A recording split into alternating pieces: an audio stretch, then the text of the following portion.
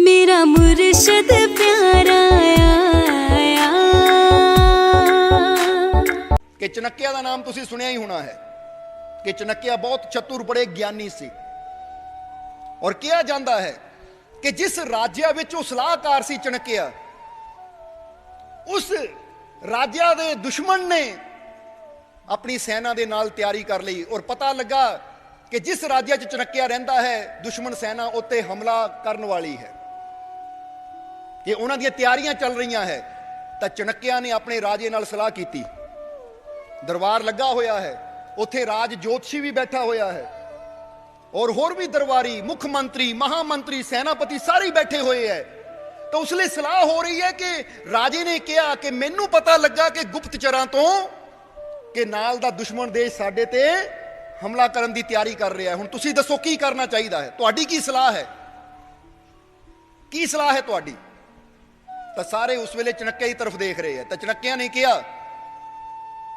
कि मेरी तो सलाह यही है कि इस तो पहला दुश्मन हमला करे, जदों सानू पता कि दुश्मन हमले की तैयारी कर रहा है, इस तो पहला कि वो सेना लैके आवे, क्यों ना ऐसी सेना लैके उस ते हमला कर दईए। ਉਹਦੇ ਵਿੱਚ ਸਾਡੇ ਜਿੱਤਣ ਦੇ आसार ज्यादा है, क्योंकि इस वेले दुश्मन अपनी तैयारी च लगा होया है और यकदम जदों साडी सेना उस ते चढ़ाई कर देगी तो असी जित सकते हैं।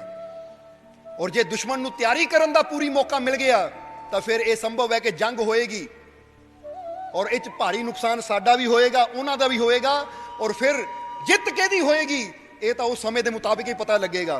पर अगर असी अज ही सेना नूं लैके रातों रात निकल जाइए तो चांस साडे है, आसार साडे है ज्यादा जितण दे।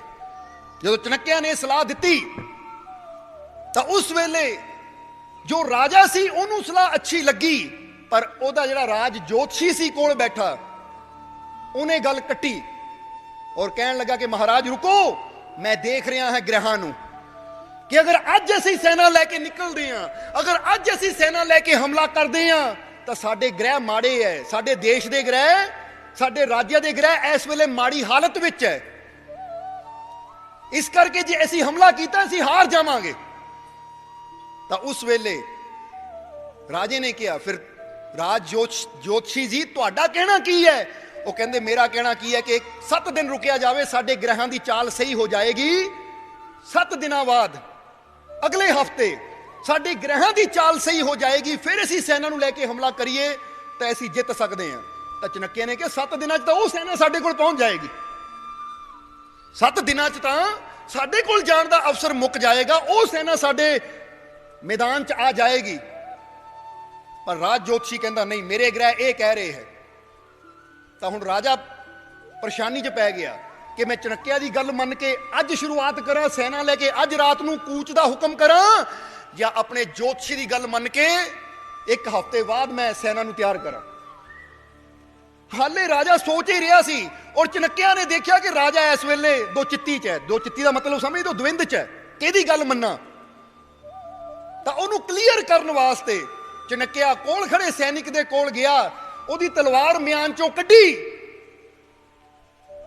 और कढ के राज जोतशी दे कोल खड़ गया। और चनक्या ने कहा, क्योंकि चनक्या राजे का बड़ा प्यारा सी और चनक्या की मेहनत नाल ही राजे नूं गद्दी मिली सी, इसलिए चनक्या की हर गल मनदा सी। तो चनक्या ने राज जोतशी नूं पुछया कि राज जोतशी जी तुसीं अपनी कुंडली देखी, तुसीं किन्ने चिर जीना है? तुहाडे ग्रह की कहंदे है? तुहाडे ग्रह की कहंदे है? तुसीं कदों जीना है? किन्ना चिर जीना है? तो उस वेले राज जोतशी ने कहा कि मैं देखी अपनी कुंडली, हाले मेरी उम्र 25 साल हो रहा है, 25 साल बाद मरना है मैं, और ये 25 साल मैं अपने ग्रहां नूं देख रहा कि मैं राज भोगना है, यानी जिद्दां मैं राज विच बैठा हाँ ये सुख भोगना है। तो चनक्या ने उस वेले तलवार उहदी गर्दन ते रखी, खिच दी थोड़ी जी, खून निकल लग गया।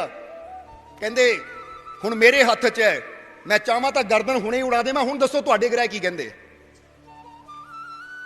सैनिकां नूं हुक्म कीता, जोतशी नूं लिजाओ, काल कोठरी च बंद कर दो, सवेरे फांसी है। जोतशी दे हत्थ पैर कंबण लगे, क्योंकि चनक्या की हैसीयत बहुत उच्ची सी, चनक्या कोई मामूली नहीं सी। जोतशी दे हत्थ पैर कंबण लग गए। वो कहंदे हुण तेरे ग्रह की कहंदे है? तू तां कहंदा सी राज भोगना, मैं तैनूं कह दे रहा और सवेरे फांसी है, और ये मेरा हुक्म है राजे नूं, और जे राजा मेरे हुक्म नूं नहीं मन्नेगा तो मैं राज्य छड्ड के कल चला जाऊंगा फिर करे। और चणक्या वर्गा चतुर मंत्री या चणक्या वर्गा चतुर सलाहकार होर कोई मिलना नहीं सी। जिद्दां कहंदे ना कि अकबर दे कोल बीरबल सी, उन्होंने नवरत्न किया गया सी, एक रतन। इसी तरह चणक्या नूं भी राजा बड़ा मनदा सी। तो राजे ने कहा चणक्या नूं हथ जोड़ के कि तुसीं किते नहीं जाना, इहदे वर्गे जोतशी तां मैनूं होर भी मिल जाणगे, तुहाडे वर्गा सलाहकार नहीं मिलना, इसलिए मैं हुक्म दिंदा है इहनूं फांसी दे दिओ। ਉਹ ਜੋਤਸ਼ੀ ਘਬਰਾ ਗਿਆ, ਕਹਿੰਦਾ ਬਸ ਕਰੋ ਮਹਾਰਾਜ, ਤੁਸੀਂ ਹੁਣੇ ਹੀ ਸੈਨਾ ਲੈ ਕੇ ਜਾਓ, ਕਿਉਂਕਿ ਗੱਲ ਤਾਂ ਸਾਰੀ ਇਹੀ ਸੀ, ਹੁਣੇ ਹੀ ਸੈਨਾ ਲੈ ਕੇ ਜਾਓ। ਤਾਂ ਉਸ ਵੇਲੇ ਚਣੱਕੇ ਨੇ ਕਿਹਾ ਹੁਣ ਕੀ ਗੱਲ ਹੈ, ਹੁਣ ਕਿਉਂ ਸੈਨਾ ਲੈ ਕੇ ਹੁਣੇ ਹੀ ਜਾਈਏ, ਹੁਣ ਤੇਰੇ ਗ੍ਰਹਿ ਕੀ ਕਹਿੰਦੇ ਐ। ਤਾਂ ਜੋਤਸ਼ੀ ਨੇ ਹੱਥ ਜੋੜੇ, ਉਹ ਕਹਿੰਦਾ ਗ੍ਰਹਿ ਦਰਅਸਲ ਜਿਹੜੇ ਹੌਸਲੇ ਦੇ ਮਜ਼ਬੂਤ ਹੋਣ ਨਾ, ਜਿਨ੍ਹਾਂ ਦੀ ਹਿੰਮਤ ਬੁਲੰਦ ਹੋਵੇ, ਉਹਦੇ ਮੂਹਰੇ ਗ੍ਰਹਿ ਵੀ ਆਪਣੀ ਦਿਸ਼ਾ ਬਦਲ ਦਿੰਦੇ ਐ। ਗ੍ਰਹਿ ਵੀ ਉੱਥੇ ਆਪਣਾ ਅਸਰ ਦਿਖਾਉਂਦੇ ਆ ਜੋ ਗ੍ਰਹਿਾਂ ਤੋਂ ਡਰ ਕੇ ਚੱਲਦੇ ਆ। ਜਿੱਦਾਂ ਗਲੀ 'ਚ ਕੁੱਤਾ ਖੜਾ ਹੈ ਨਾ, ਤਾਂ ਕੁੱਤਾ ਭੌਂਕਦਾ, ਤੁਸੀਂ ਡਰ ਕੇ ਰੁਕ ਜਾਂਦੇ ਹੋ, ਤਾਂ ਕੁੱਤੇ ਨੇ ਹੋਰ ਭੌਂਕਣਾ ਆ, ਕਿਉਂਕਿ ਕੁੱਤਾ ਵੀ ਉਹਨੂੰ ਡਰਾਏਗਾ ਜਿਹੜਾ ਪਹਿਲੇ ਹੀ ਡਰ ਜਾਵੇ। ਤਾਂ ਜੇ ਤੁਸੀਂ ਡੰਡਾ ਚੱਕ ਲਵੋ ਤਾਂ ਉਹ ਕੁੱਤੇ ਨੇ ਦੁਮ ਦਵਾ ਕੇ ਦੌੜ ਜਾਣਾ, ਉਹਨੂੰ ਪਤਾ ਕਿ ਹੁਣ ਡੰਡਾ ਚੱਕ ਲਿਆ, ਹੁਣ ਮੇਰੀਆਂ ਲੱਤਾਂ ਟੁੱਟਣੀਆਂ। ਹੁਣ ਜੇ ਅਸੀਂ ਗ੍ਰਹਿਾਂ ਦੀ ਮੰਨੀ ਜਾਈਏ, ਗ੍ਰਹਿ ਇਦਾਂ ਹੈ, ਆਹ ਗੱਲ ਹਫ਼ਤੇ ਬਾਅਦ ਕਰਾਂਗੇ, 10 ਦਿਨ ਬਾਅਦ ਕਰਾਂਗੇ, ਤਾਂ ਸਮਝ ਲਓ ਅਸੀਂ ਗ੍ਰਹਿਾਂ ਤੋਂ ਡਰੇ ਹੋਏ ਆ। ਫਿਰ ਤਾਂ ਗ੍ਰਹਿਾਂ ਨੇ ਜਾਂ ਜੋਤਸ਼ੀਆਂ ਨੇ, ਪੰਡਤਾਂ ਨੇ ਡਰਾਈ ਜਾਣਾ ਸਾਨੂੰ। ਪਰ ਜੇ ਅਸੀਂ ਹਿੰਮਤ ਕਰੀਏ ਕਿ ਮੇਰੇ ਸਿਰ ਤੇ ਮੇਰੇ ਮਾਲਿਕ ਦਾ ਹੱਥ ਹੈ, ਜਿੱਦਾਂ ਰਾਜੇ ਨੇ ਕਿਹਾ ਮੇਰੇ ਸਿਰ ਤੇ ਚਣੱਕਿਆ ਵਰਗਾ ਸਲਾਹਕਾਰ ਹੈ, ਉਹ ਮੈਨੂੰ ਸਹੀ ਦਿਸ਼ਾ ਦਿਖਾਉਣ ਵਾਲਾ ਹੈ, ਤਾਂ ਮੈਨੂੰ ਕੀ ਫਿਕਰ ਹੈ, ਤੁਸੀਂ ਜਿੱਦਾਂ ਕਹੋਗੇ ਮੈਂ ਕਰਨ ਨੂੰ ਤਿਆਰ ਹਾਂ, ਬਸ ਤੁਸੀਂ ਮੈਨੂੰ ਛੱਡਿਓ ਨਾ। ਤਾਂ ਉਸ ਵੇਲੇ ਉਹਦੇ ਮਜ਼ਬੂਤ ਇਰਾਦਿਆਂ ਨੇ ਦੇਖੋ ਗ੍ਰਹਿਾਂ ਦੀ ਚਾਲ ਬਦਲਤੀ। ਕਹਿੰਦੇ ਉਸੇ ਵੇਲੇ ਰਾਤ ਨੂੰ ਹਮਲਾ ਕੀਤਾ ਔਰ ਉਹਨਾਂ ਦੀ ਜਿੱਤ ਵੀ ਹੋਈ ਔਰ ਜ਼ਿਆਦਾ ਨੁਕਸਾਨ ਵੀ ਨਹੀਂ ਹੋਇਆ। ਤਾਂ ਰਾਜੇ ਨੇ ਕਿਹਾ ਜਦੋਂ ਜਿੱਤਣ ਤੋਂ ਬਾਅਦ ਚਣੱਕਿਆ ਦੇ ਪੈਰੀ ਹੱਥ ਲਾ ਕੇ, ਕਿਉਂਕਿ ਚਣੱਕਿਆ ਬੜੇ ਆਦਰਨੀਏ ਸੀ, ਰਾਜੇ ਨੇ ਪੈਰੀ ਹੱਥ ਲਾ ਕੇ ਕਿਹਾ ਕਿ ਤੁਹਾਡੀ ਗੱਲ ਮੰਨ ਕੇ ਅੱਜ ਮੈਂ ਫਾਇਦੇ 'ਚ ਰਹਿ ਗਿਆ, ਨੁਕਸਾਨ ਤੋਂ ਬਚ ਗਿਆ। ਅਗਰ ਮੈਂ ਮੰਨੀ ਹੁੰਦੀ ਆਪਣੇ ਜੋਤਸ਼ੀ ਦੀ ਗੱਲ ਤਾਂ ਫਿਰ ਤਾਂ ਮੇਰਾ ਪਤਾ ਨਹੀਂ ਕੀ ਹੋਣਾ ਸੀ। ਸੋ ਇੱਥੋਂ ਇਸ ਕਹਾਣੀ ਤੋਂ ਕੀ ਪਤਾ ਲੱਗਦਾ ਕਿ ਜਿਹੜੇ ਚਣੱਕਿਆ ਵਰਗੇ ਸਮਝਦਾਰ ਹੁੰਦੇ ਆ, ਉਹ ਗ੍ਰਹਿਾਂ ਨੂੰ ਨਹੀਂ, ਉਹ ਆਪਣੀ ਹਿੰਮਤ ਨੂੰ, ਆਪਣੇ ਹੌਸਲੇ ਨੂੰ ਬੁਲੰਦ ਰੱਖਣਾ ਜਾਣਦੇ। ਉਹ ਕਹਿੰਦੇ ਆਪਣੀ ਹਿੰਮਤ ਬੁਲੰਦ ਕਰ ਤਾਂ ਗ੍ਰਹਿ ਵੀ ਤੇਰੇ ਇਸ਼ਾਰੇ ਤੇ ਚੱਲਣਗੇ। ਸਮਝਦੇ ਹੋ ਕਿ ਨਹੀਂ? ਜਿਹਦਾ ਕੁੱਤੇ ਦੀ ਮਿਸਾਲ ਦਿੱਤੀ ਕਿ ਅਗਰ ਤੁਸੀਂ ਡਰੀ ਜਾਓਗੇ ਡਰੀ ਜਾਓਗੇ ਡਰੀ ਜਾਓਗੇ ਤਾਂ ਕੁੱਤੇ ਨੇ ਕੋਲ ਆਈ ਜਾਣਾ ਭੌਂਕਦੇ ਭੌਂਕਦੇ ਨਾ। ਤਾਂ ਜੇ ਤੁਸੀਂ ਡੰਡਾ ਚੱਕ ਲਓਗੇ, ਪੱਥਰ ਚੱਕ ਲਓਗੇ, ਤਾਂ ਉਹਨਾਂ ਡਰਦੇ ਨੇ ਦੌੜ ਜਾਣਾ ਹੈ, ਕਿਉਂਕਿ ਪਤਾ ਹੈ ਕਿ ਇਹ ਦੁਨੀਆ ਉਹਨਾਂ ਨੂੰ ਡਰਾਉਂਦੀ ਜਿਹੜੇ ਪਹਿਲਾਂ ਹੀ ਡਰੇ ਹੋਏ ਹੁੰਦੇ ਹੈ। ਤਾਂ ਜਿਹੜੇ ਹਿੰਮਤ ਦੇ ਮਜ਼ਬੂਤ ਹੁੰਦੇ ਹੈ, ਜਿਨ੍ਹਾਂ ਦਾ ਹੌਸਲਾ ਮਜ਼ਬੂਤ ਹੁੰਦਾ ਹੈ, ਜਿਨ੍ਹਾਂ ਨੂੰ ਪਤਾ ਹੈ ਮੈਂ ਕਿਉਂ ਡਰਾਂ ਜਦ ਮੇਰੇ ਨਾਲ ਮੇਰੀ ਮਾਲਕ ਦੀ ਰਹਿਮਤ ਹੈ, ਐਡੀ ਵੱਡੀ ਤਾਕਤ ਮੇਰੇ ਨਾਲ ਹੈ, ਤਾਂ ਮੈਨੂੰ ਡਰਨ ਦੀ ਕੀ ਲੋੜ ਹੈ। ਤਾਂ ਐਸੇ ਇਨਸਾਨ ਅੱਗੇ ਫਿਰ ਕੋਈ ਵੀ ਸੰਕਟ, ਕੋਈ ਵੀ ਦੁੱਖ, ਕੋਈ ਵੀ ਵਿਪਤਾ ਜ਼ਿਆਦਾ ਦੇਰ ਠਹਿਰਦੀ ਨਹੀਂ ਹੈ। ਇਸ ਲਈ ਆਪਣੇ ਹੌਸਲੇ ਨੂੰ ਬੁਲੰਦ ਕਰੋ, ਆਪਣੀ ਹਿੰਮਤ ਨੂੰ ਬੁਲੰਦ ਕਰੋ ਕਿ ਜੀਵਨ 'ਚ ਅਗਰ ਮੁਸੀਬਤ ਆਵੇ, ਜੀਵਨ 'ਚ ਅਗਰ ਤਕਲੀਫ ਆਵੇ, ਘਬਰਾਉਣ ਦੀ ਲੋੜ ਨਹੀਂ, ਡਰਨ ਦੀ ਲੋੜ ਨਹੀਂ, ਹੌਸਲਾ ਰੱਖਣ ਦੀ ਲੋੜ ਹੈ, ਹਿੰਮਤ ਰੱਖਣ ਦੀ ਲੋੜ ਹੈ। ਜਿੱਦਾਂ ਚਣੱਕਿਆ ਨੇ ਕਿਹਾ, ਠੀਕ ਹੈ ਦੁਸ਼ਮਣ ਤਿਆਰੀ ਕਰ ਰਿਹਾ ਹੈ, ਹੁਣ ਦੁਸ਼ਮਣ ਤੋਂ ਡਰ ਕੇ ਬੈਠਣਾ ਨਹੀਂ ਹੈ, ਬਲਕਿ ਅਸੀਂ ਦੁਸ਼ਮਣ ਨਾਲ ਮੁਕਾਬਲਾ ਕਰਨਾ ਹੈ। ਇਸੇ ਤਰ੍ਹਾਂ ਜੀਵਨ ਦੇ ਵਿੱਚ ਕੋਈ ਅੜਚਨ ਆਵੇ, ਕੋਈ ਮੁਸੀਬਤ ਆਵੇ, ਕੋਈ ਤਕਲੀਫ ਆਵੇ, ਕੋਈ ਦੁੱਖ ਆਵੇ, ਡਰ ਕੇ ਰੋਣ ਦੀ ਲੋੜ ਨਹੀਂ ਹੈ, ਬਲਕਿ ਆਪਣੀ ਹਿੰਮਤ ਨੂੰ ਇੰਨਾ ਮਜ਼ਬੂਤ ਕਰੋ ਕਿ ਮੈਂ ਹਰ ਕਿਸਮ ਦੀ ਤਕਲੀਫ ਨਾਲ, ਹਰ ਕਿਸਮ ਦੇ ਦੁੱਖ ਨਾਲ, ਹਰ ਕਿਸਮ ਦੀ ਮੁਸੀਬਤ ਨਾਲ ਟੱਕਰ ਲੈਣ ਨੂੰ ਤਿਆਰ ਹਾਂ। ਔਰ ਯਾਦ ਰੱਖੋ ਤੁਹਾਡੇ ਜੀਵਨ 'ਚ ਕੋਈ ਵੀ ਮੁਸੀਬਤ, ਕੋਈ ਵੀ ਤਕਲੀਫ ਤੁਹਾਡੇ ਤੋਂ ਬੜੀ ਕਦੀ ਹੋ ਹੀ ਨਹੀਂ ਸਕਦੀ। ਇਹ ਗੱਲ ਦਾ ਹਮੇਸ਼ਾ ਖਿਆਲ ਰੱਖਣਾ, ਤੁਹਾਡੇ ਤੋਂ ਬੜੀ ਕੋਈ ਰੁਕਾਵਟ ਹੋ ਹੀ ਨਹੀਂ ਸਕਦੀ ਜੀਵਨ 'ਚ ਕਦੀ ਵੀ। ਉਹ ਬੜੀ ਕਦੋਂ ਹੋ ਜਾਂਦੀ ਹੈ? ਜਦੋਂ ਤੁਸੀਂ ਉਹਨੂੰ ਬੜਾ ਮੰਨ ਲੈਂਦੇ ਹੋ, ਜਦੋਂ ਤੁਸੀਂ ਬੜਾ ਸਮਝ ਲੈਂਦੇ ਹੋ, ਤਾਂ ਛੋਟੀ ਜਿਹੀ ਤਕਲੀਫ ਵੀ ਬੜੀ ਹੋ ਜਾਂਦੀ ਹੈ। ਤਾਂ ਜੇ ਬੜੀ ਤੋਂ ਬੜੀ, ਜਿਹਨੂੰ ਦੁਨੀਆ ਕਹਿੰਦੇ ਬਹੁਤ ਬੜੀ, ਤਾਂ ਜੇ ਤੁਸੀਂ ਸਮਝ ਲਵੋ ਇਹ ਕੀ ਬੜੀ ਹੈ, ਮੇਰੇ ਵਾਸਤੇ ਇਹ ਵੀ ਛੋਟੀ ਹੈ, ਕਿਉਂਕਿ ਮੇਰੇ ਨਾਲ ਮਾਲਕ ਦੀ ਰਹਿਮਤ ਬੜੀ ਹੈ, ਤਾਂ ਉਹ ਬੜੀ ਤੋਂ ਬੜੀ ਚੀਜ਼ ਵੀ ਛੋਟੀ ਹੋ ਜਾਂਦੀ ਹੈ। ਜਰਾ ਇਸ ਚੀਜ਼ ਨੂੰ ਅੱਛੀ ਤਰ੍ਹਾਂ ਯਾਦ ਰੱਖਣਾ, ਕਿਉਂਕਿ ਜੇ ਹਿੰਮਤ ਨਹੀਂ ਹੈ ਤਾਂ ਛੋਟੀ ਚੜ੍ਹਾਈ ਵੀ ਚੜ੍ਹਨਾ ਔਖਾ ਹੋ ਜਾਂਦਾ ਹੈ, ਤੇ ਜੇ ਹਿੰਮਤ ਬੜੀ ਹੈ ਤਾਂ ਮਾਊਂਟ ਐਵਰੈਸਟ ਨੂੰ ਵੀ ਫਤਿਹ ਕੀਤਾ ਜਾ ਸਕਦਾ ਹੈ, ਕਿਉਂਕਿ ਕਰਨ ਵਾਲਿਆਂ ਨੇ ਕੀਤਾ ਹੈ, ਕਿਉਂਕਿ ਉਹਨਾਂ ਦੀ ਹਿੰਮਤ ਉਸ ਤੋਂ ਵੀ ਬੜੀ ਸੀ। ਇਸ ਲਈ ਇਸ ਚੀਜ਼ ਨੂੰ ਹਮੇਸ਼ਾ ਯਾਦ ਰੱਖਣਾ ਕਿ ਇਹ ਜੀਵਨ ਬਹੁਤ ਬੜਾ ਹੈ, ਔਰ ਨਾਲ ਹੀ ਉਸ ਮਾਲਿਕ ਦੀ ਰਹਿਮਤ ਬਹੁਤ ਬੜੀ ਹੈ, ਉਹਦਾ ਸਾਥ ਹੈ ਤਾਂ ਫਿਰ ਸਭ ਕੁਝ ਹੀ ਹੈ।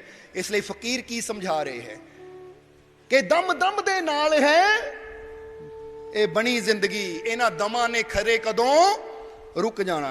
कोई पता नहीं ये दम कदों रुक जाने हैं। किसी नूं पता कि मेरी जिंदगी दे श्वास जिहड़े चल रहे हैं, जो मैं श्वास लै रहा हाँ, ये कदों मुक जाने हैं, कदों रुक जाने हैं? जिंदगी का कोई पता नहीं है, जिंदगी का कोई भरोसा नहीं है। कोई इत्थे गारंटी नहीं दे सकता कि यह श्वास कितना चिर है। इसलिए यह इंसान जिहड़ी चीज़ का तेनों पता ही नहीं है कि कदों ये चीज़ मुक जानी है, कदों ये श्वास रुक जाने हैं और कदों तेनों दुनिया तो जाना पैना है, तो फिर एक एक श्वास की कीमत जान, एक एक श्वास की फिक्र कर, एक एक श्वास की कदर कर, एक एक श्वास नूं सफल बना। ये गल याद रखो। सानू किसी ने पूछा तुसी मौत तो डरदे हो कि नहीं? ऐसी मौत तो नहीं डरदे, मौत तो ऐसी नहीं डरदे। एक चीज़ तो जरूर डरदे हैं असी, एक चीज़ तो जरूर डरदे हैं। हुण तुसी कहोगे जी वो किहड़ी चीज़ है? वो है कोई मन दे विच कि किहड़ी चीज़ है? वो दस दईए फिर। असी मौत तो नहीं डरदे, असी एक चीज़ तो जरूर डरदे हैं। वो किहड़ी चीज़ है? कि जिन्ने भी साडे को पल है, जिन्ने भी साडे को श्वास है, एक भी श्वास, एक भी पल साडा बिना आनंद लिया व्यर्थ ना चला जाए। ये चीज़ का सानू हमेशा डर रहिंदा है। इसलिए असी अंदर सोचते रहीदा है, आ पल आया खुशी नाल गया, आया पल खुशी नाल गया, आया पल खुशी नाल गया, और अंदर एक खुशी उठती रहती है। जरा तुसी सोच के देखो, क्योंकि पल आया गया, आया गया, आया गया, पल गुजरन नूं कोई टाइम नहीं लगता। पर जो अंदर साडे सोच हुंदी है, आ पल भी खुशी ना गया, आ पल भी खुशी ना गया, आ पल भी खुशी नाल गया, तो अंदरों एक खुशी उठती रहती है, उठती रहती है। जरा सोच के देखो, अपने आप ही चेहरे ते एक स्माइल रहती है। चलो 5 सैकेंड इदां ही करिए, आ पल भी खुशी नाल गया, अंदरों आवाज दिओ, आ पल भी खुशी नाल गया। और जा रहे हैं, वाकई सैकेंड देखोगे तो जा रहे हैं 1 2 3 4, ये सैकंड यानी पल गुजर रहे हैं। वो ये नहीं कि एक पल घंटे बाद गुजरना है, एक पल च गुजर रहा है। चुटकी बजाई पल गुजर गया। हुण सोचो, आ पल भी खुशी नाल जा गया, मेरा आ पल भी खुशी नाल गया, वो मेरा आ पल भी खुशी नाल गया, वो मेरा आ पल भी खुशी नाल गया। इन्ना अंदर उत्साह हो जाता है कि फिर हर पल ही खुशी नाल जाता है। एक एक पल बड़ा कीमती। और सानू हैरानी होंदी है कि बंदा की टेंशनां लै लै के, फिकरां च, चिंतावां च, कल दी फिक्र, परसों दी फिक्र, एदी फिक्र, ओदी फिक्र विच बंदा अपने इन्ने कीमती पलां नूं गवाई जांदा है। इसलिए साडी कोशिश है कि जदों अंतिम समा आवे तो उसलिए असी शुक्र कर सकीए परमात्मा का, कि शुक्र है परमात्मा तू इन्नी समझ दिती कि जीवन दे हर पल का असी पूरा आनंद लिया, आप भी खुश होए तो दूजियां नूं भी खुशियां बंड दित्तियां। अज साडा जीवन सफल हो गया। क्योंकि जिंदगी का मजा फिर ही अगर हर पल साडा खुशी जावे, आनंद विच जावे। और ये खुशी आनी कित्थों है? खुशी तुहाडे अंदर ही है, पर तुसीं आ पल दी खुशी नूं गवा दिंदे हो कल दी चिंता विच, कल दी फिक्र विच। बोलो समझदे हो कि नहीं? इसलिए कदी ध्यान दे के सोचना कि अज बंदे नूं कोई चिंता नहीं हुंदी, अज बंदे नूं कोई फिक्र नहीं हुंदी। जद भी चिंता हुंदी है तो चिंता अज विच नहीं है, अज विच सिर्फ खुशी है, अज विच सिर्फ आनंद है। चिंता है तो कल विच, चिंता है अगले साल विच।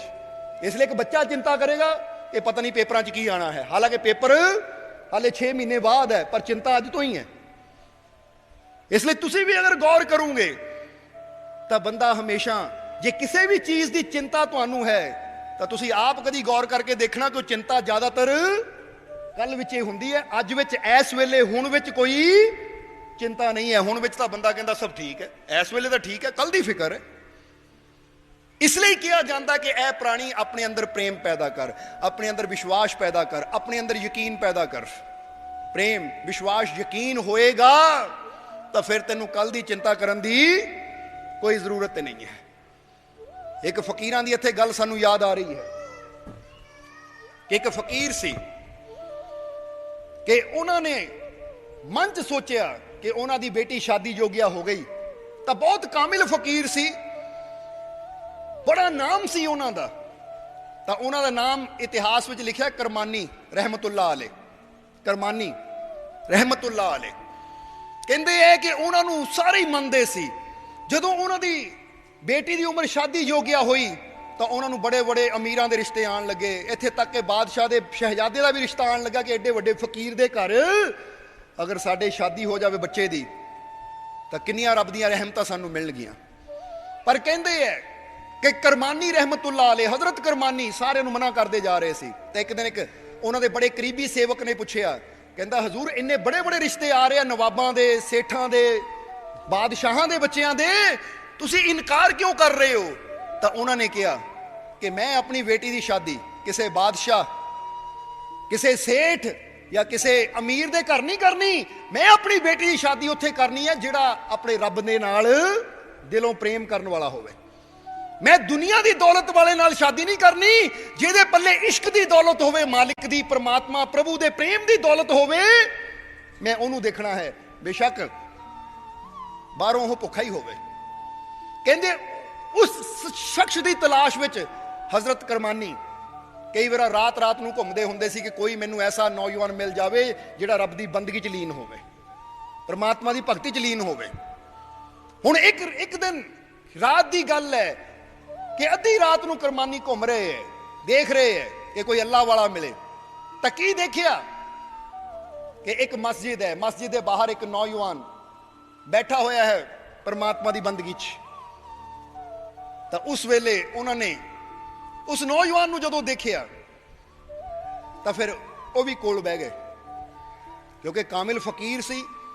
देख लिया कि ये अंदर रब का सच्चा इश्क है, रब की सच्ची मुहब्बत है। जदों उसने थोड़ी देर बाद अखां खोलियां तो हजरत करमानी कहंदे, बेटा तू की कौन है, की नाम है तेरा? उन्हें अपना नाम दसिया और फिर उन्होंने कहा कि मैं तेरे नाल अपनी बेटी की शादी करना चाहता हाँ, जे तैनू मंजूर होवे तां। तो हुण वो भी उन्होंने जानता सी, क्योंकि एडे वड्डे फकीर सी, बड़े बड़े बादशाह उन्हें दर ते आंदे सी। वो तो हैरान रह गया, कहंदा जी मैनू तो पता लगा कि बड़े बड़े बादशाह अपने बच्चों के रिश्ते लैके आ रहे हैं और तुसी मेरे गरीब नाल, क्योंकि मेरा घर देखो कखां दी कुल्ली है, चाहो तो इत्थों ज़्यादा दूर नहीं है, तुसी मेरे नाल चल सकते हो। कहंदे नाल लैके गए। जदों करमानी ने देखिया उहदा घर तो कखां दी कुल्ली, वाकई छोटी जी कखां दी कुल्ली है। तो वह कहता जी आही है मेरे कोल और तुसी इस घर दे विच बेटी नूं भेजना है। तो उस वेले हजरत करमानी ने कहा, बेटा दरअसल जो मैनू नजर आ रहा है वो तैनू नहीं नजर आ रहा। वो कहता महाराज तुहानू की नजर आ रहा है?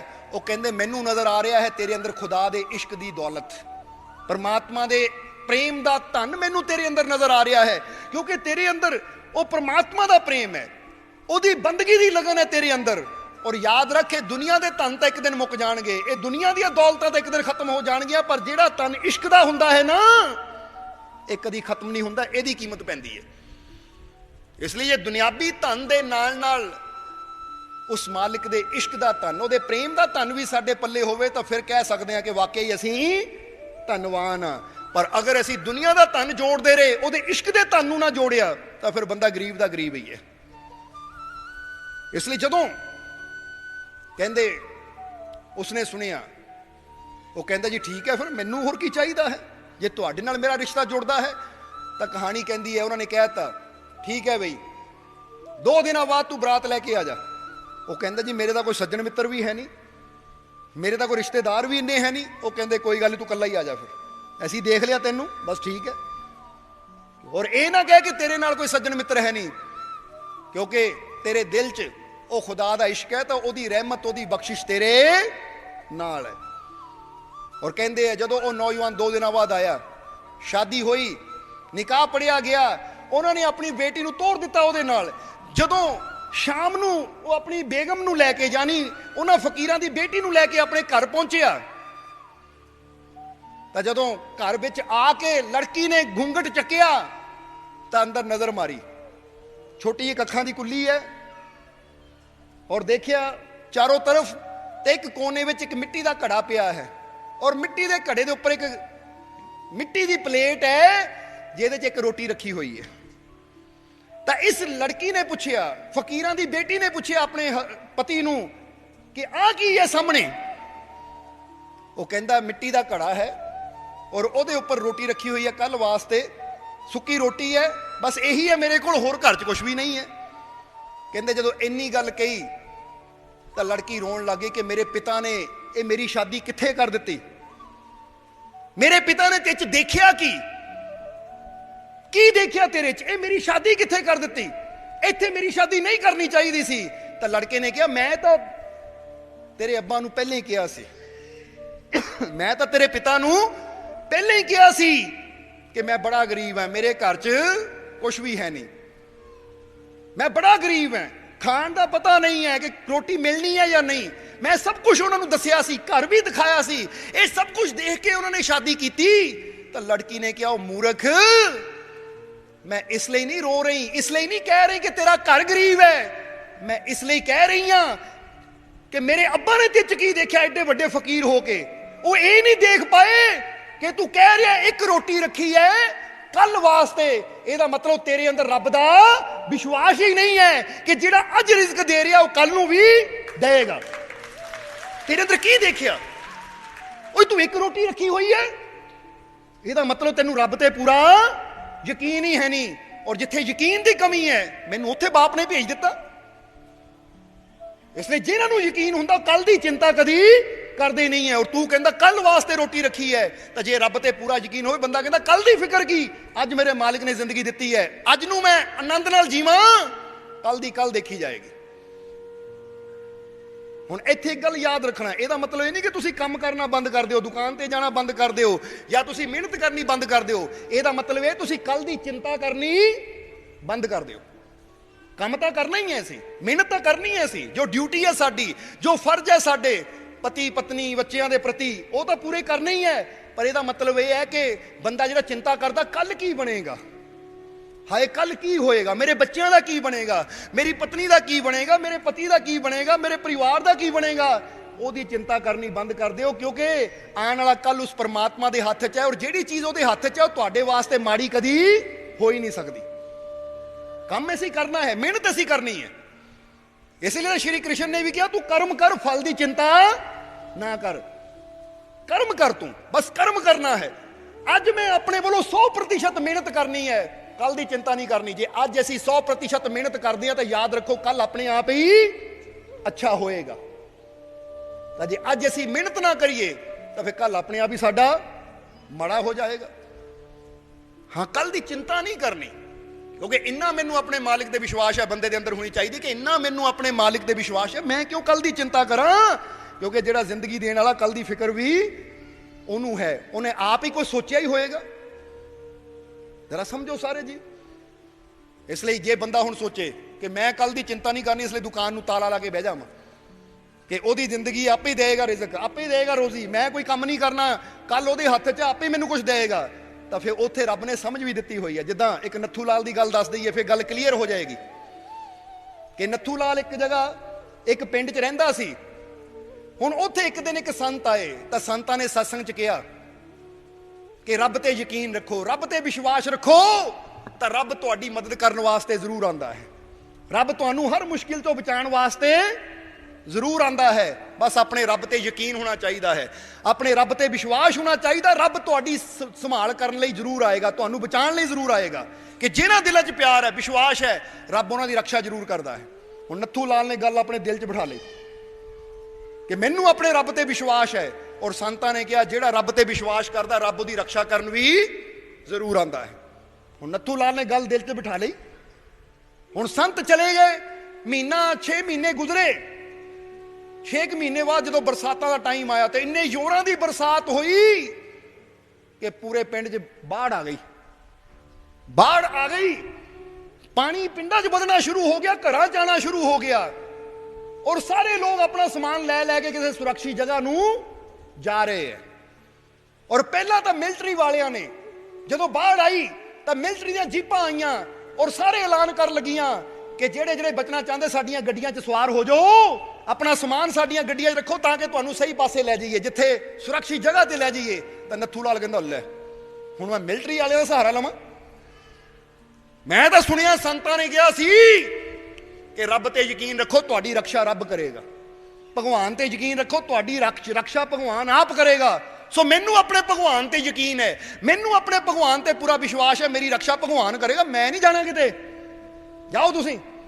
ਕਹਿੰਦੇ ਨਗਰ ਦੇ ਲੋਕ ਚਲੇ ਗਏ, ਨੱਥੂ ਲਾਲ ਇਕੱਲਾ ਰਹਿ ਗਿਆ। ਲੈ ਮੈਨੂੰ ਬਚਾਉਣ ਰੱਬ ਆਏਗਾ, ਕਿਉਂਕਿ ਸੰਤਾਂ ਨੇ ਕਿਹਾ ਸੀ ਰੱਬ ਤੇ ਵਿਸ਼ਵਾਸ ਰੱਖੋ, ਤੁਹਾਡੀ ਰੱਖਿਆ ਕਰੇਗਾ, ਮੈਨੂੰ ਪੂਰਾ ਵਿਸ਼ਵਾਸ ਹੈ ਰੱਖਿਆ ਕਰੇਗਾ।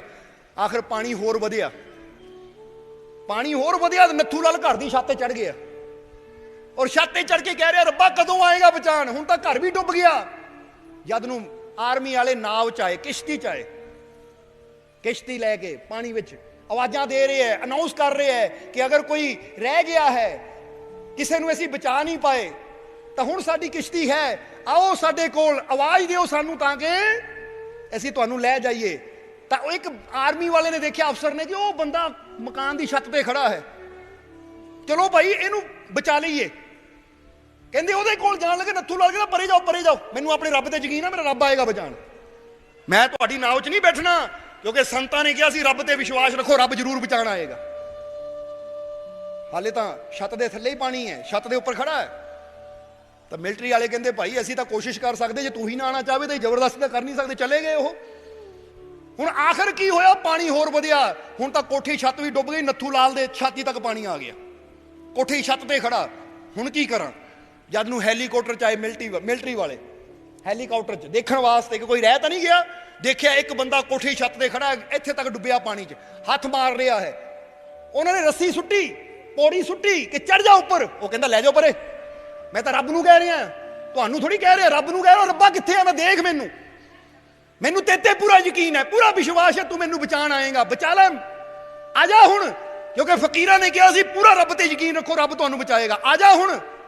ਮਿਲਟਰੀ ਵਾਲਿਆਂ ਨੂੰ ਕਿਹਾ ਚੱਕੋ ਆਪਣੀ ਪੌੜੀ, ਉਹ ਤੁਹਾਨੂੰ ਥੋੜੀ ਮੈਂ ਕਹਿ ਰਿਹਾ, ਮੈਂ ਤਾਂ ਆਪਣੇ ਰੱਬ ਨੂੰ ਕਹਿ ਰਿਹਾ, ਉਹਨੂੰ ਇਸ਼ਾਰਾ ਕਰ ਰਿਹਾ, ਇੱਥੇ ਮੈਂ ਰੱਬਾ ਇੱਥੇ ਆ। ਮਿਲਟਰੀ ਵਾਲੇ ਕਹਿੰਦੇ ਹੁਣ ਕੀ ਕਰੀਏ, ਉਹ ਫੇਰ ਚਲੇ ਗਏ। ਆਖਰ ਪਾਣੀ ਹੋਰ ਵਧਿਆ ਗਲੇ ਤੋਂ ਉੱਪਰ, ਔਰ ਨੱਥੂ ਲਾਲ ਮਰ ਗਿਆ। ਹੁਣ ਨੱਥੂ ਲਾਲ ਜਦੋਂ ਮਰਿਆ, ਸ਼ਾਇਦ ਤੁਸੀਂ ਸੋਚਦੇ ਹੋਵੋਗੇ ਹੁਣ ਰੱਬ ਆਊਗਾ, ਕਈ ਬੈਠੇ ਸੋਚਦੇ ਹੁਣ ਗਲੇ ਤੱਕ ਪਹੁੰਚ ਗਿਆ, ਹੁਣ ਰੱਬ ਆਊ। ਹੁਣ ਨੱਥੂ ਲਾਲ ਜਦੋਂ ਮਰਿਆ ਤਾਂ ਉਹਦੀ ਆਤਮਾ ਨੂੰ ਜਦੋਂ ਜਮਦੂਤ ਲੈ ਕੇ ਗਏ, ਤਾਂ ਜਦੋਂ ਭਗਵਾਨ ਦੇ ਸਾਹਮਣੇ ਲਗਾਏ ਤਾਂ ਨੱਥੂ ਲਾਲ ਕਹਿੰਦਾ ਭਗਵਾਨ ਕਰਤੀ ਨਾ ਬੇਇੱਜ਼ਤੀ, ਆਪਣੀ ਵੀ ਤਾਂ ਮੇਰੀ ਵੀ ਕਰਵਾ ਲਈ।